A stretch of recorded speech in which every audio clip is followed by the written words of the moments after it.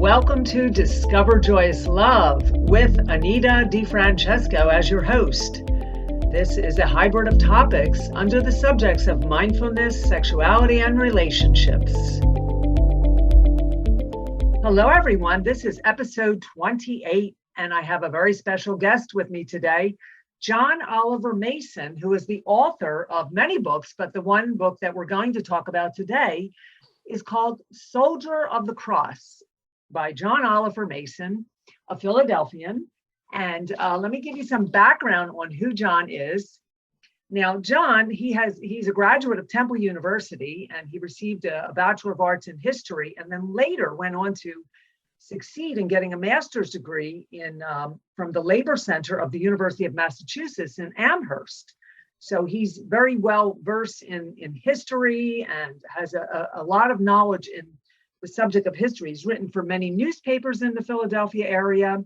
He's also a poet and he's published in ESC, now in the Philadelphia Tribune, Philadelphia Inquirer, Jewish Frontier, Poet's Page, Poet's Attic, The Angry Poet, Ugly Cousin, and the anthologies Meridian Bound and Poetry Inc. 2005. Now, the Truth Anthology, Poetry Inc. 2008, Poetry Inc. 2009, and Poetry Inc. 2010. He's read his poetry at the Painted Bride Art Center here in Philadelphia, Kelly Writer's House, and the Underground Poetry Cafe, Maggie's Loft, Robbins Bookstore, Moonstone Arts Center, Mad Poet Society, and the Sedgwick Cultural Center. So he's been reading poetry around town. You could, at the end, you'll get some information. You can find out where you can check out some of his poetry readings. He also, Heaven Down There, he won an honorable mention from titelation.com, and his poem, The Image of God, won an honorable mention from the 75th Annual Writer's Digest Writing Competition. His poem, The Back Bedroom, was a finalist in the 2014 Northern Liberties Review Reader's Choice Award. Welcome, John. Hello, John. How are you? I'm doing great. Yourself? Good, good. Yeah, it's wonderful to have you here, to talk about, you have such an impressive background.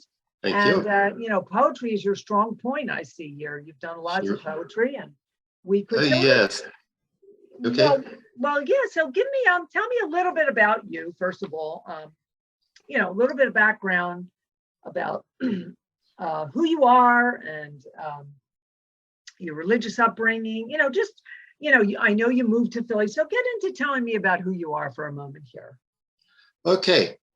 I'm originally from a little kind of backward rural township in the northeastern part of the state near Wilkes-Barre. In Pennsylvania, right? Northeast Pennsylvania, in Wilkes-Barre. And in September of '81, that place was not for me. And so I moved to Philadelphia to study at Temple in September '81 and established myself thereby establishing myself in Philly. And like I said, majored in history. And in my first semester at Temple, my English class was in African American literature, and the instructor I had was Sonia Sanchez. And I had some great teachers there at Temple, and I was very active in the Temple News, the campus newspaper. I wrote the best op-eds. They raised some discussion, I'll tell you. And I got my bachelor's in May of '84. After some serious job hunting, I started working for the city of Philadelphia in June of '86 and was there for 30 years. I remained active in my union. I belonged to several labor constituency groups. And in the last few years of my time working for the city of Philadelphia Records Department, I was a steward for the union.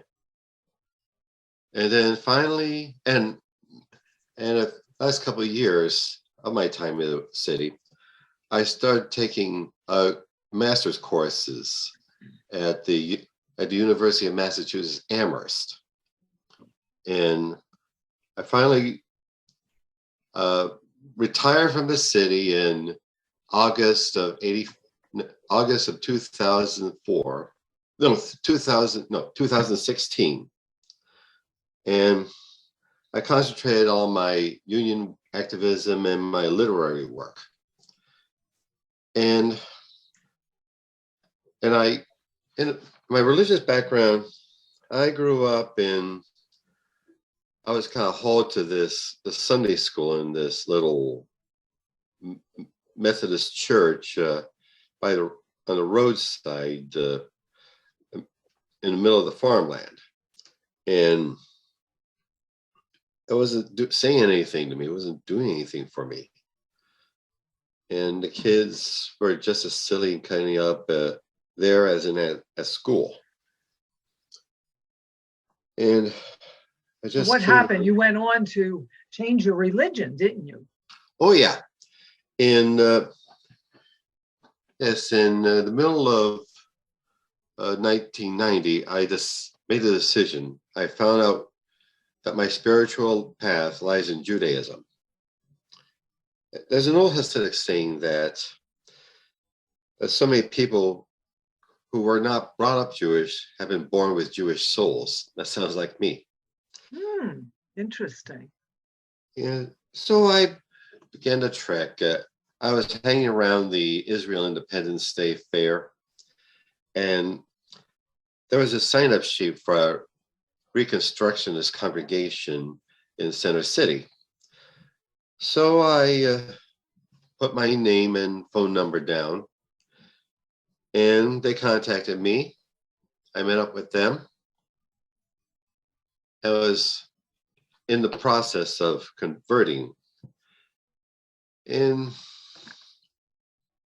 I attended the services, the holidays, and I took courses from the Reform Movement, Intro to Judaism 101, and from the Reconstructionist Movement, Jewish Alive and American. They were great. I still have this materials they sent me. And my rabbi, Razel Raphael, gave me another course of instruction. I go to the library at Temple to study the Encyclopedia Judaica. I mean, like an encyclopedia of all kind of Jewish culture, religion, etc. And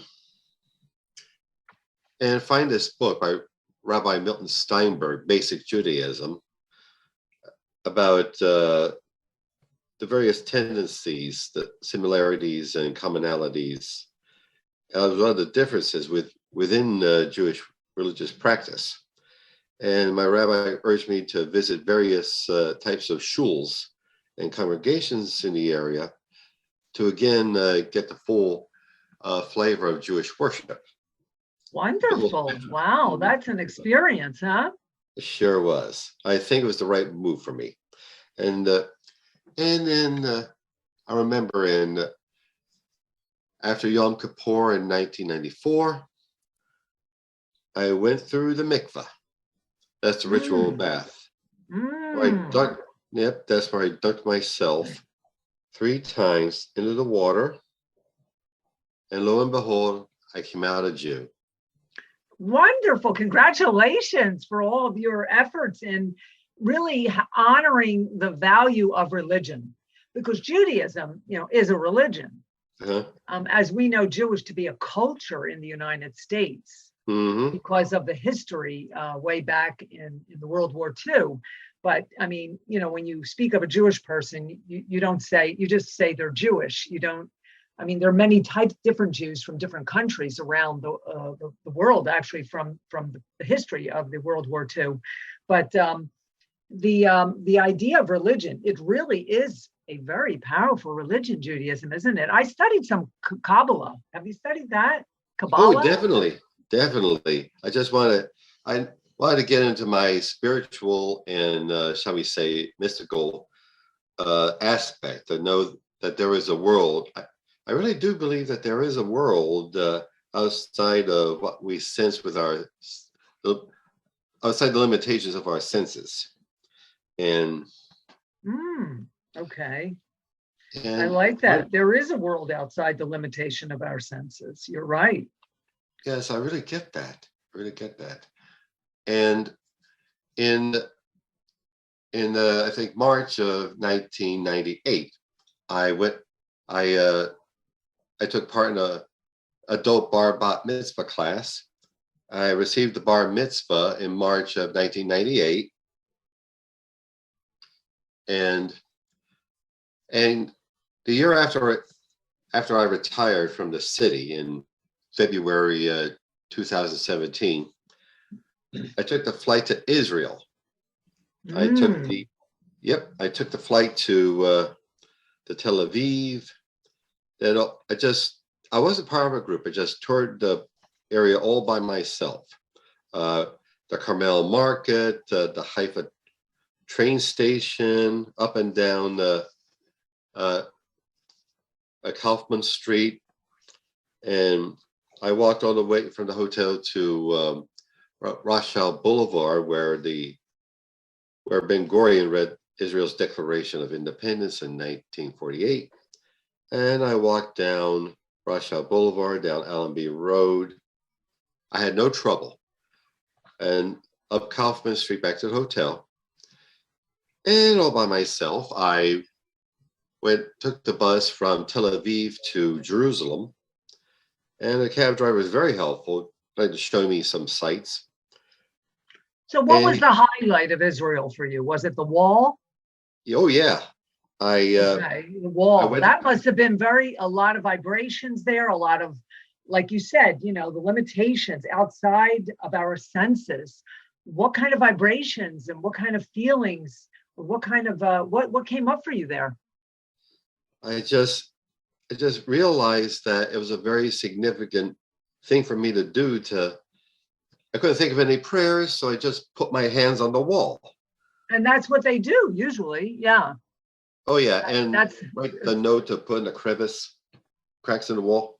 Did you feel some history there with regards to, the worldly history, or in relation to your own life? Well, I feel like I was so much at home there. I was very much at home. I mean, these Israelis are very friendly people. I mean, they stand up for themselves, but they're very friendly people.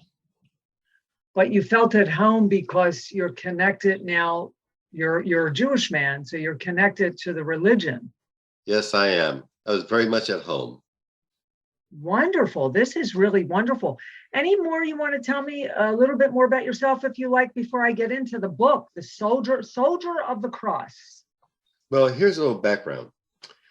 When I was in the Army, at the end of the training, I came across this guy who was he was very condescending to me because I was having so much trouble there. And he just smiled and all the time and talked to me like I was a little Sunday school kid. And I had no choice. I needed somebody to talk to us. So I had to listen to this guy. I mean, he was just so condescending. Like, he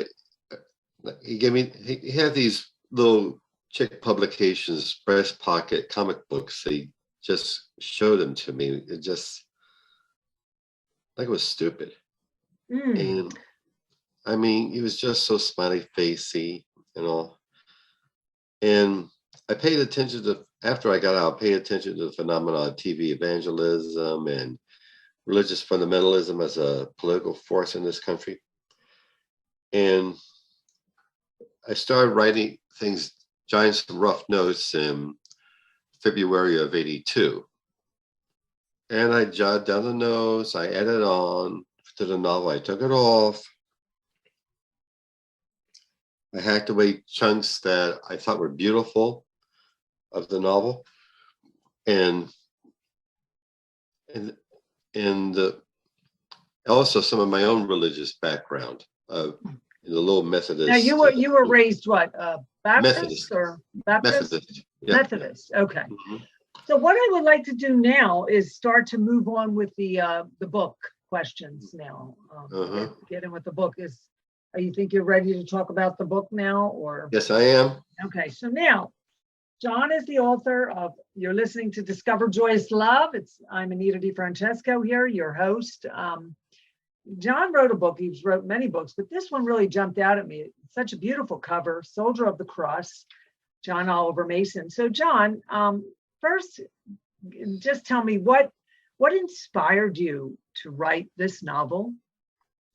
Well, my memories of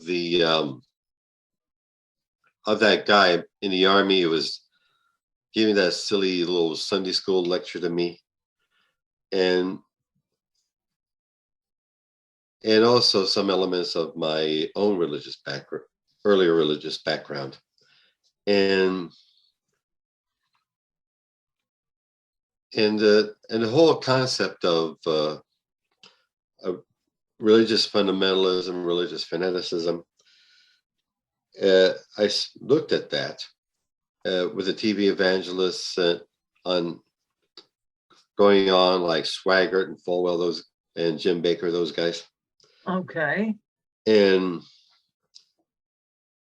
writing about Lucas, I didn't want him to be some sort of comic book villain twirling his mustache. I wanted him to be a real, genuine human being with real human emotions. So what is the nature of this man? Right. So now, you wrote this. Tell me about him. Tell me about David Lucas, who the book is about. This is a fictional character, is it not? Mm-hmm. Yes, it's very much fiction.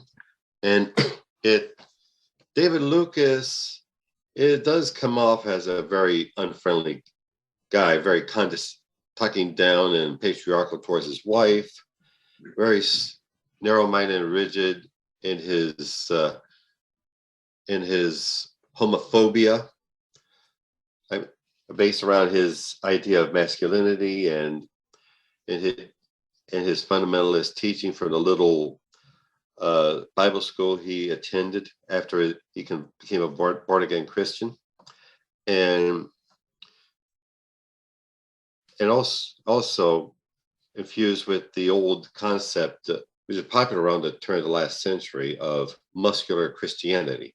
Is the idea of replacing the image of Jesus as his meek, gentle Lamb of God to this rough, tough, virile fighter. I was supposed to bring more men into congregations, and I mean that was the idea of Jesus he had, but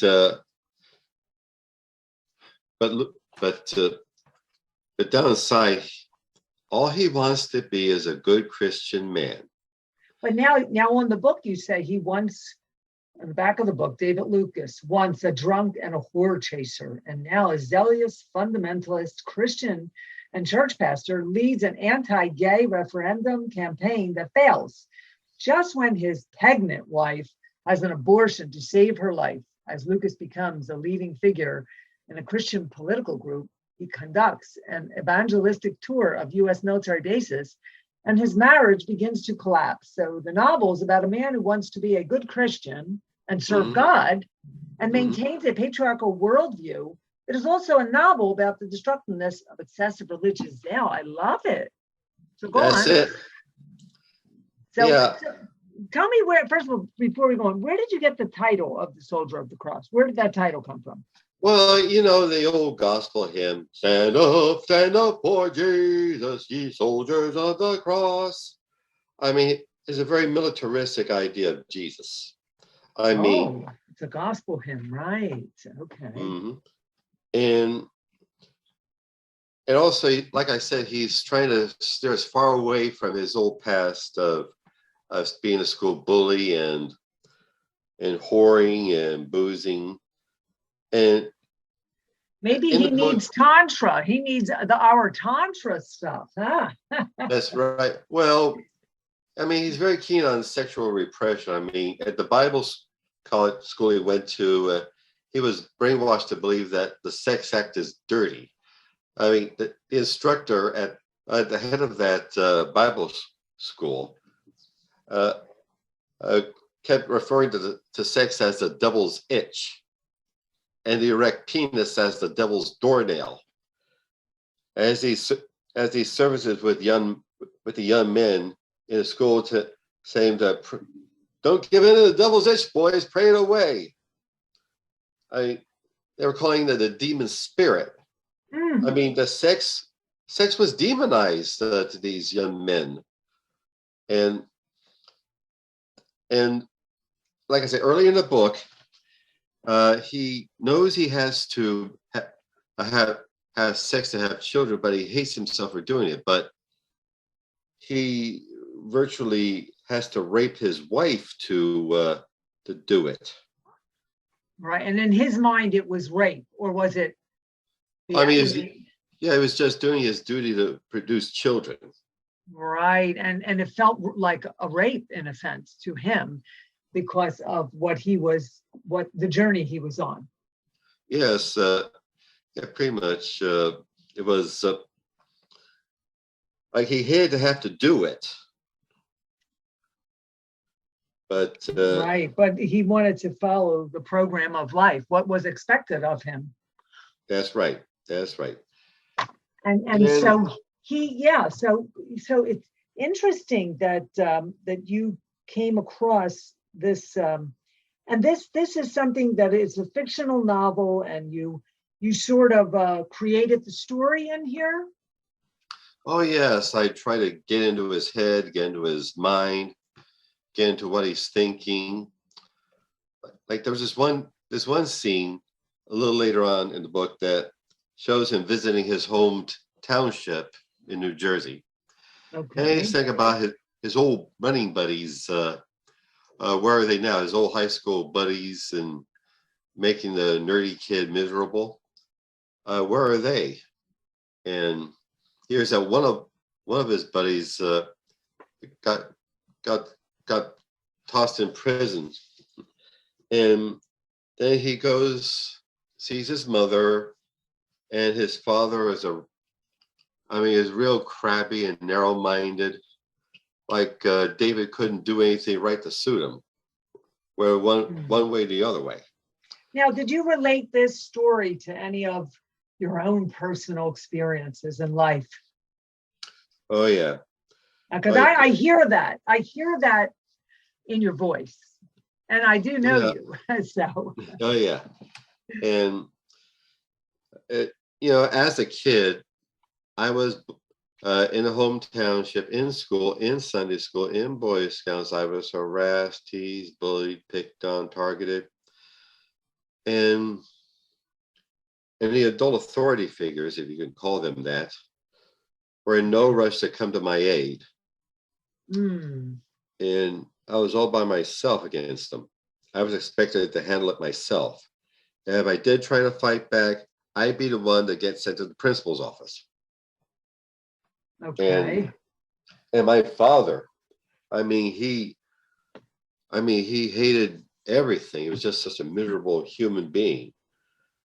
But he hated everything I did, whether it was one way or the other way. He always looked for something to bitch about. So it's kind of related. Your books that you write, you sort of tap into your own history, your own experiences. Right. And you explore something about yourself, and then the healing and the creativeness and comes with the imagination and the writing. That's right. Wonderful. That is just, I love the way that the title of this, the Soldier of the Cross, and the cover. Now, so what is the historical setting of the novel? Well, it starts in January 1978, where Lucas, he marries the daughter of one of the richest people in a town, in a city, and leading figure in the church. Anyway, Lucas attends the dinner of the county chamber of commerce, and he comes, and a crooked as hell state senator walks up to him and proposes him the idea of an anti-gay bill to pass through the state legislature. Given the success in the late 70s of the failure of gay-friendly referendums. And initially, Lucas doesn't want to get into that because politics is dirty to him. He doesn't even register to vote. And all of us, and the same state senator urges him to, it just keeps coming up in his mind. But the state senator calls him and urges him to appear before the committee of the state senate. And he does, because he thinks it's his duty, to be a big, strong soldier for Jesus.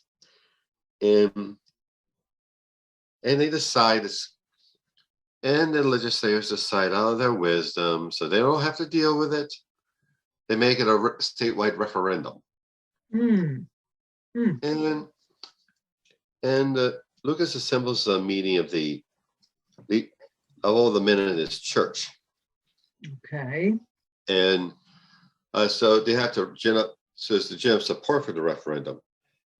All of a sudden, the men elect Lucas as the head of this organization, and he just tries to shy away from it.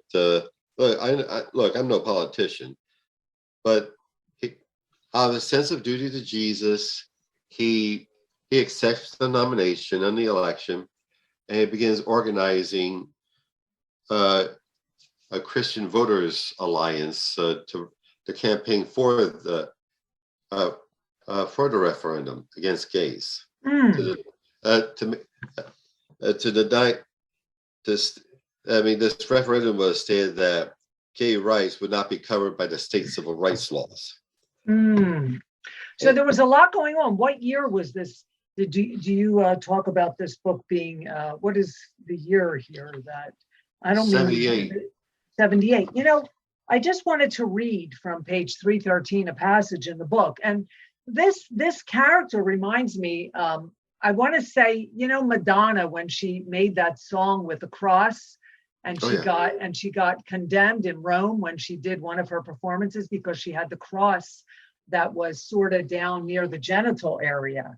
And the name of that, you remember that the name of that song was like, maybe was it Like a Virgin or one of those songs? I don't know particularly if it was that like one. A prayer? Like a prayer, maybe. And I know that the Pope at the time, when she was doing her tour, they banned the tour there because of her religious kind of exploitation, so to speak. And when I'm reading right now a passage from John Oliver Mason's book, Soldier of the Cross, on page 313, just this last paragraph here, that is why the crucifixion is so important to me. That is why it excites me. It's the story of dedication, of sacrifice, of giving your life for a cause. Like you men here, you officers, like us ministers, are consecrated, holy. This is in italicized print, these words. Sanctified for a holy cause, your country, Lord, bless these men who offer their lives for our defense. He announced, his arms spread wide, his head reared back. It was almost like he was doing a prayer there, a prayer of dedication with a kind of, he honored the crucifix. Am I right? Yes, that's the level of his fanaticism. Okay. He actually courts, in a way, he courts martyrdom. Like earlier in the book, before he gets running with this anti-gay campaign, he stands in the middle of the park in his town, and starts orating to the gay men hanging out there, and the men look at him as that guy again, and it's like he's daring them to attack him. Like, and he just balls out, "You're going to hell if you don't run from your wicked ways," and all. And I'm like, so he was advocating for certain groups and for a better religious understanding, or not even religious, but an understanding about humanity, in a sense, about, all humanity. Well, actually, he just was homophobic. Okay. Oh, he was homophobic. Okay, but he still was advocating for the anti-gay thing, wasn't he, or no? Oh yes, definitely. He toured the he tried touring the state to not giving himself any slack. Oh, here's another fact. When he, after his meeting with the men of his church, where he was elected leader of the group, he goes home and his wife tells him, "I'm going to have a baby." And then he gets so happy. I mean, sure, he's a fanatical person, but he also has a wife. And he's so happy he's going to be a daddy at last. Anyway, and but he still has that patriarchal macho mentality. Right, of course.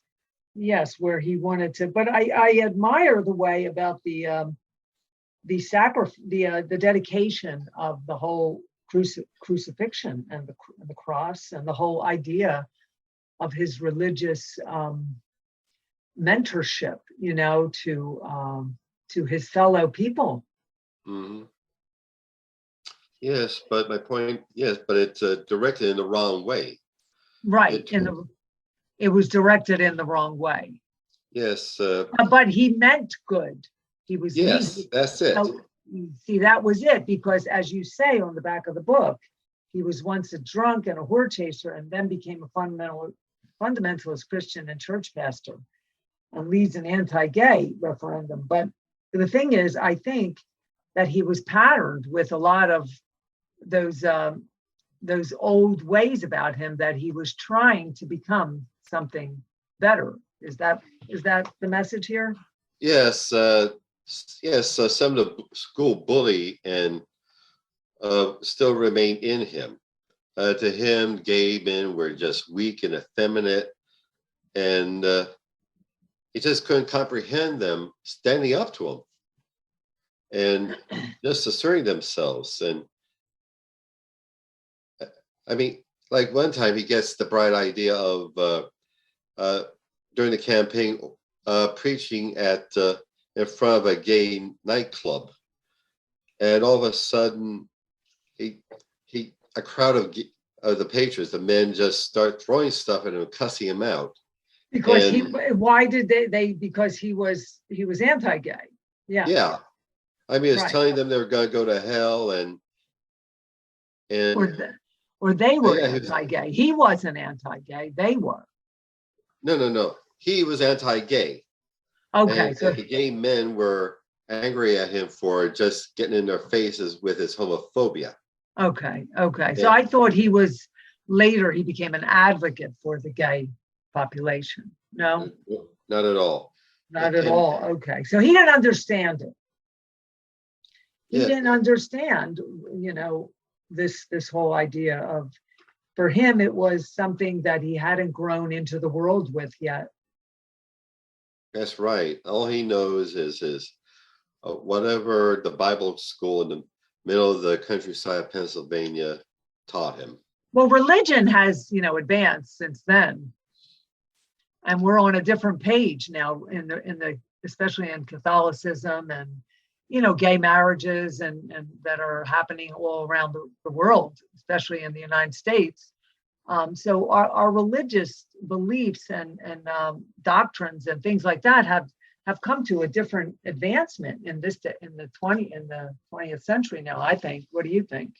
I believe there is some understanding in religious bodies, even in Orthodox Judaism, that that gays aren't going are going to be gay, and you can't pray or beat it out of them. And even the Catholic Church is adjusted to the reality of same-sex relationships. And so you're still seeing some of that. yes, but so many religious sects are just stuck in 1,000 years ago. I mean, that's the nature of fundamentalism. They refuse to acknowledge any other way to go since their grandparents. Well, see, they didn't grow. That's the thing. They're living a pattern. I mean, if you look at it that way, but just like medicine, there's always a growth or an advancement or change.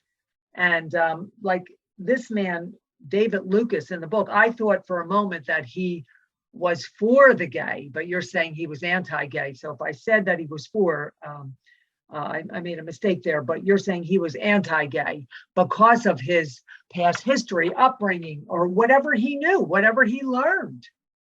That's right. And he was just kind of stuck there. Stuck. So how did he ever get out of being stuck? He doesn't. He just remains the way he's always been. Right. Interesting. But yet he has this whole religious, this religious dedication. And what is religion if it is not? I mean, religion, the way I see it, is political, but if it's not supposed to be, but it is in this country, I think. Anyway, that's my opinion.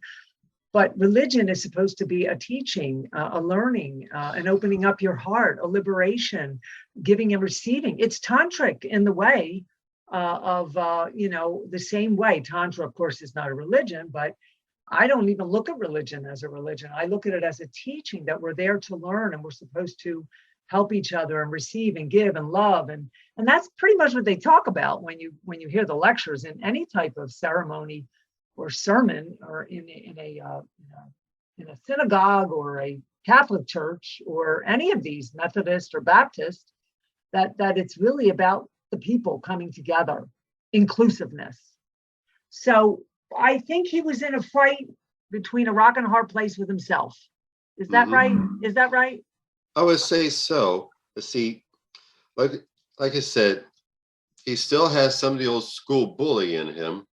And I mean, from the early 60s on to, it carries it into the 70s and the 80s.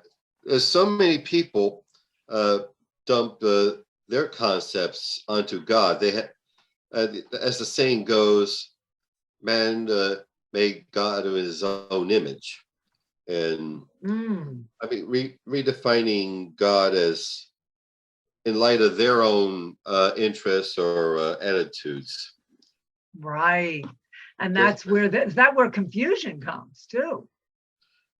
That's right. But I think that there's a lot of confusion around that. That's why people are so, wanting to change their religions, and because it's more like the beliefs that they don't agree with.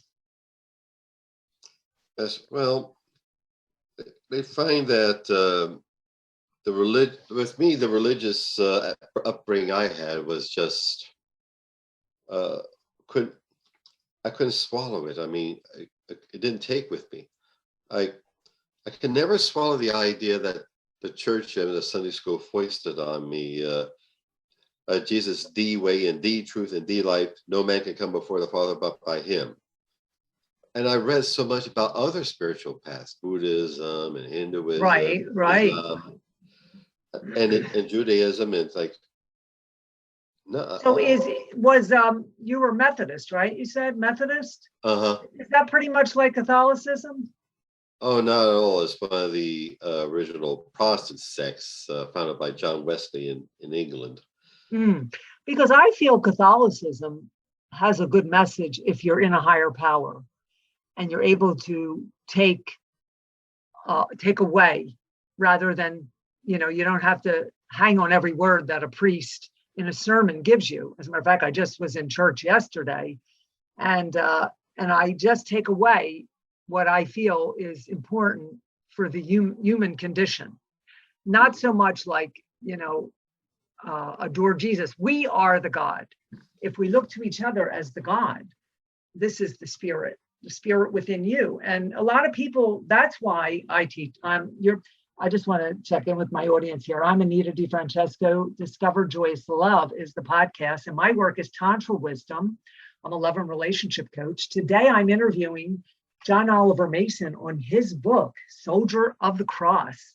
And what I wanted to relate is being in the business of Tantra and spirituality, that how I have had a different view on the Catholic religion, that I take it to a higher power, and I just take the messages that are there for the humanness of life, rather than, I think people turn it into politics, or they associate it with their own pain, and then they blame God and they blame the church or whatever, the institution, and because their life didn't turn out the way it was. But that's not your savior. Your savior is you.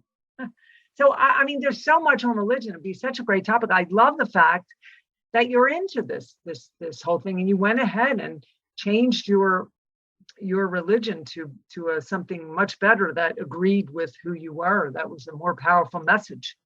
That's true.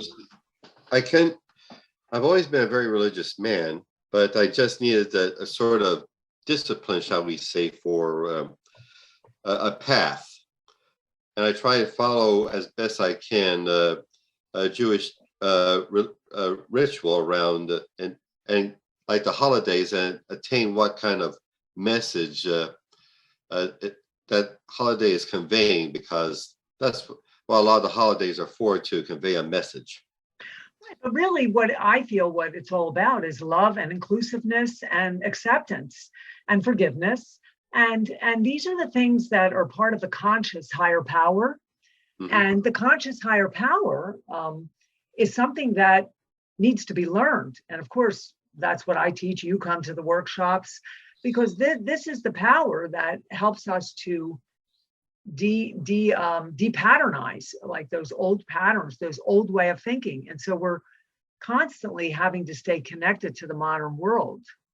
And but like you said, this is a real interesting story to bring light to someone in the life they're living at the moment. Mm-hmm. Right? Anything else? Oh, that's right. Anything else you want to tell me about the book before we wrap it up, John? Well, that's about it, Nita.